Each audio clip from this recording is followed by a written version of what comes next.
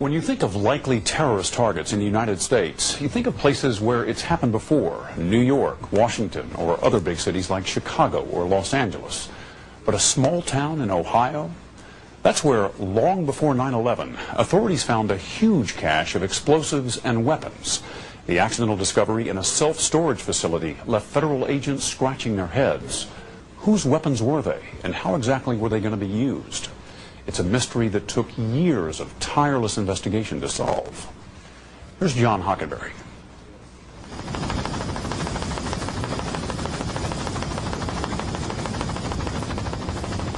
Bedford, Ohio is on the road to nowhere. A little town where the freight train stops only once a day. Few would call this place a destination. Not so long ago, you would have gotten laughs if you had suggested this bedroom community had any connection to a global terrorist network. All the people who live in Bedford, Ohio could have fit into the World Trade Center with room to spare. But long before the attack on the Twin Towers, investigators believe this town had its own very real brush with terrorism. It also happened on a September morning, back in 1996. September 13th, it was Friday the 13th, and I was waiting for the black cat to jump out from around the corner. You're superstitious? Not very, but a little. Pete Elliott is a special agent for the Federal Bureau of Alcohol, Tobacco, and Firearms, the ATF. Based in nearby Cleveland, he works mostly violent crime cases involving firearms and explosives. But he was about to embark on a case like none he had ever seen. What began as a routine case would take 4 years to solve. In the end, it would bring renewed attention to a shadowy world where terrorists out for revenge used bombs and assassinations for a cause they believed was just. And it would lead to suspicions that a prominent member of a northern Ohio community, a man with influence and friendships at the highest levels of the U.S. government, was somehow connected. A man who thought his secrets were safely locked away, even from a dogged federal agent by the name of Pete Elliott. It started with a seemingly ordinary phone call just after 10 in the morning from the Bedford police. At the time, Pete Elliott didn't think it would be a big deal. Typically, or weekly, as ATF agents, we deal with firearms and explosives. Bedford Police. The Bedford police told Elliott they had just gotten an urgent call from a local business. For veteran detective Tim Alexiak, it was anything but routine. I suppose you get a lot of calls as a local cop, and some of them are bigger deals than what it sounds like on the call, and some are smaller deals than what it sounds like on the call. That's right. Where did this one fit? This was in the top 10. The police had been alerted by the manager of a self-service storage facility on the edge of town. Someone who had rented one of the units had stopped making payments. After waiting 6 months, the manager got annoyed, cut the lock off, and opened the door.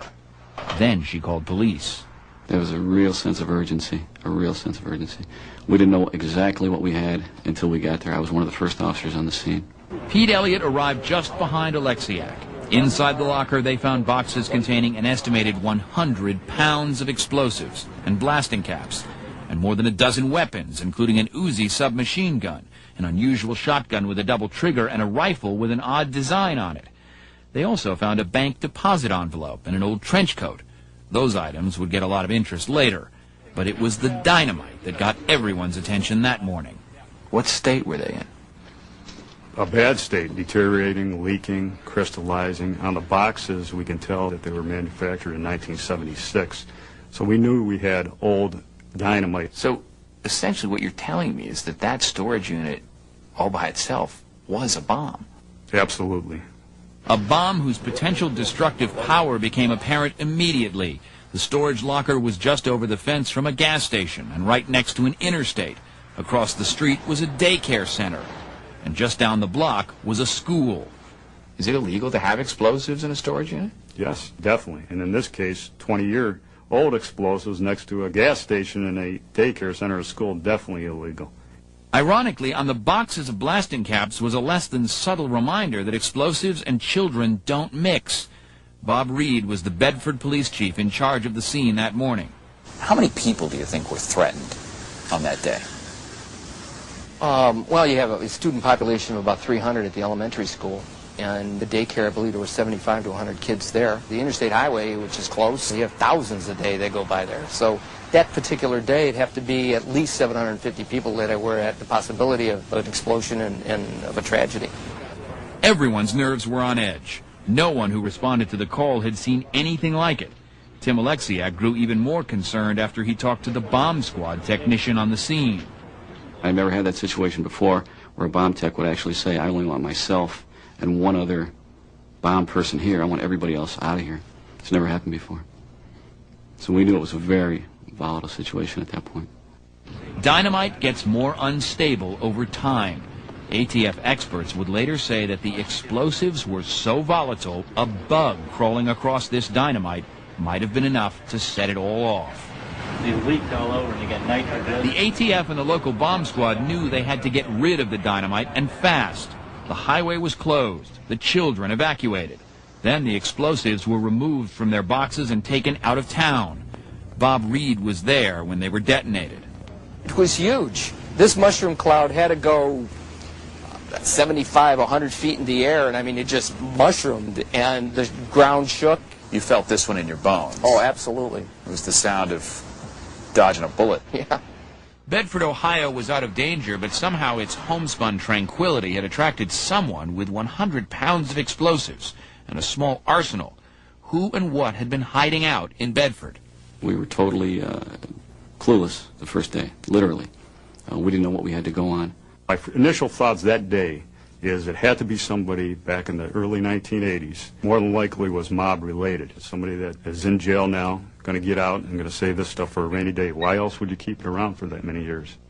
The lease records for the locker didn't seem to be of much help. All the names on the lease were fake. At one point, the renter had listed an address, but it was for this convenience store in a nearby suburb.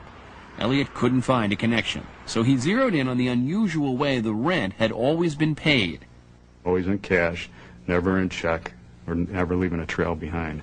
So But there was an actual person with that money coming to that storage unit. Absolutely. Every month or periodically to make those payments. Right, right. Regular cash payments made in person meant there might be a witness. Elliot discovered that indeed a manager at the storage facility was able to give ATF agents a description of the woman who would come in monthly to pay the rent in cash. Elliot thought he had his first break in the case.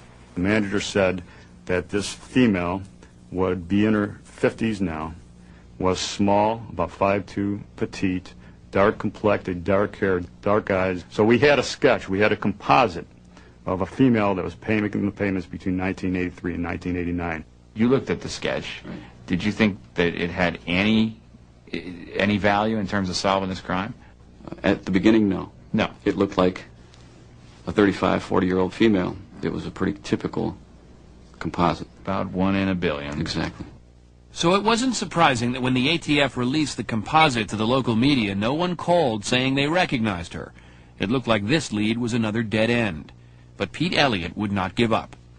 I've always been under the belief, and I learned a long time ago, that everything in life can be traced. And even when you think nobody's looking at you, somebody's watching you. And that you always leave behind clues, no matter what. Always. Always.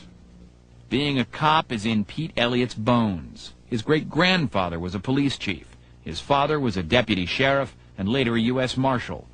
Even after Pete himself joined the U.S. Marshal Service, he had his sights set on joining the ATF. It was my first choice, you know, and I take